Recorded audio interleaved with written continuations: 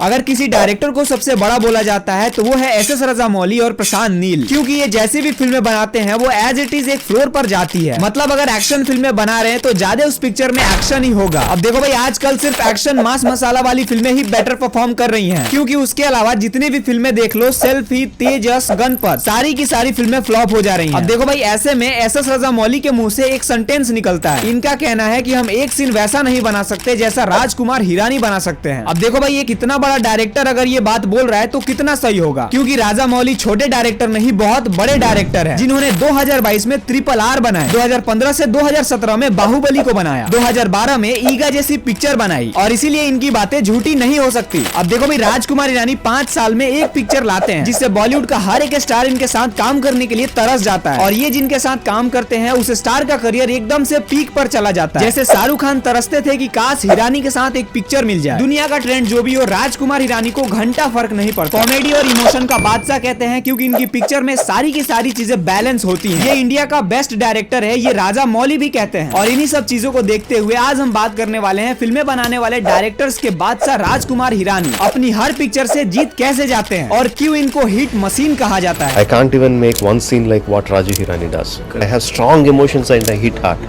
He has very subtle emotions and he slaps you across your face.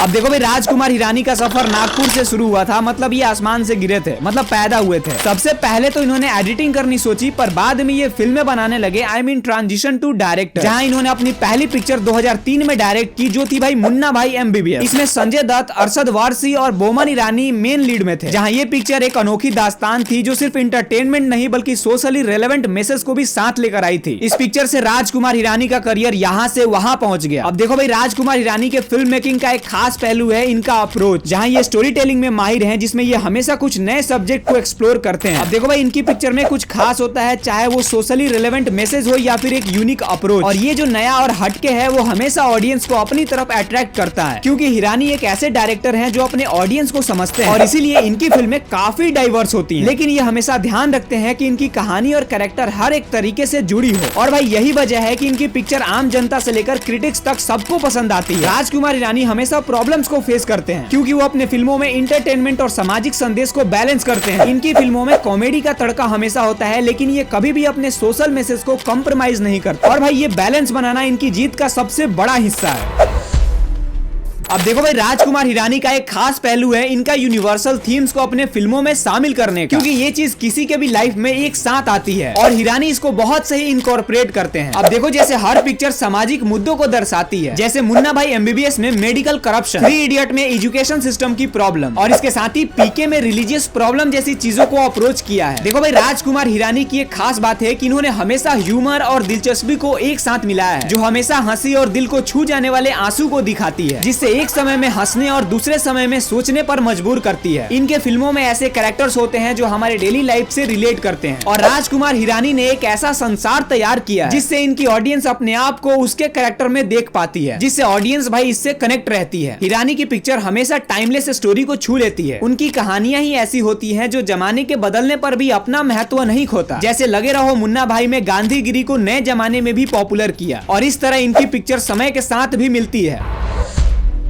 अब देखो भाई, राजकुमार हिरानी के जीत का एक बहुत बड़ा हिस्सा है उनकी फिल्मों के किरदार, जो मजबूत होते हैं, साथ ही यादगार भी। इनके फिल्मों में दिखाए गए कैरेक्टर्स हमेशा रियलिस्टिक और रिलेटेबल होते हैं, चाहे वो मुन्ना भाई हो या फिर रैंचो। इनकी भूमिकाएं ऐसी होती हैं जो भाई ऑडियंस को अपने दैनिक जीवन से जोड़ती हैं, क्योंकि हिरानी साहब अपने किरदारों को गहराई के साथ दिखाने में माहिर हैं, और इनके कैरेक्टर किसी भी स्टेरियोटाइप से बहुत दूर होते हैं, और उनमें छुपी हुई भावनाएं और जज्बात हमेशा ऑडियंस को सोचने पर मजबूर करते हैं, और इसी डेप्थ के साथ ऑडियंस इनकी इमोशनल कैरेक्टर की जर्नी पर निकल जाते हैं। अब देखो भाई, एक और इम्पोर्टेंट बात है कि इनकी फिल्मों में दिखाया गया किरदार कैसे अपनी गलतियों से सीखते हैं और अपने आप को बेहतर बनाते हैं, और यही चीज हिरानी के फिल्मों को एक अलग नजरिया देती है। अब देखो भाई, राजकुमार हिरानी के फिल्मों में डायलॉग्स का भी बहुत बड़ा हाथ होता है। इनके डायलॉग्स इतने इम्पैक्टफुल होते हैं जो दिल को छू जाते हैं, जैसे मुन्ना भाई की गांधीगिरी और रैंचो की ऑल इज वेल हमारे लाइफ से जुड़ गए हैं, जिन्हें हम भुला नहीं सकते। भाई हिरानी साहब हमेशा कोलैबोरेट करके फिल्में बनाते हैं, जिससे परफॉर्मेंस इतना इम्पैक्टफुल होती है।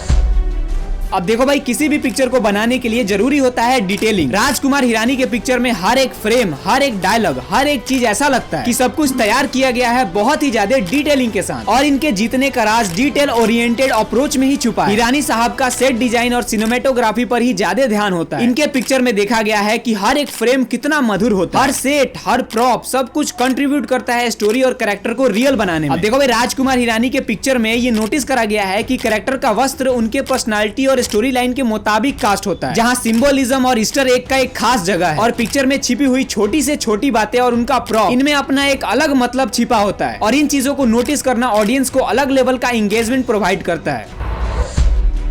अब देखो भाई, राजकुमार हिरानी की पिक्चर फैमिली फ्रेंडली होती है, जिससे किसी भी उम्र के लोग उसे देख लेते हैं। हिरानी अपनी फिल्मों में वल्गैरिटी और वायलेंस को अवॉइड करते हैं, जिससे हर घर में इनकी पिक्चर देखी जाती है। देखो भाई, मास अपील का एक बड़ा हिस्सा होता है कैची डायलॉग्स और मेमोरेबल सॉन्ग। और कुछ ही ऐसे डायरेक्टर हैं जो अपने म्यूजिक को बड़े ध्यान से चूज करते हैं, जिसमें एक पॉजिटिव वाइब आती है, पॉजिटिव मैसेज को बहुत अच्छे से डिलीवर करते हैं, जो बहुत अच्छी बात है। वैसे भाई, इसके बारे में आप क्या सोचते हो भाई, हमें कमेंट करके बताना, जिससे डंकी भी इसमें शामिल हो गई।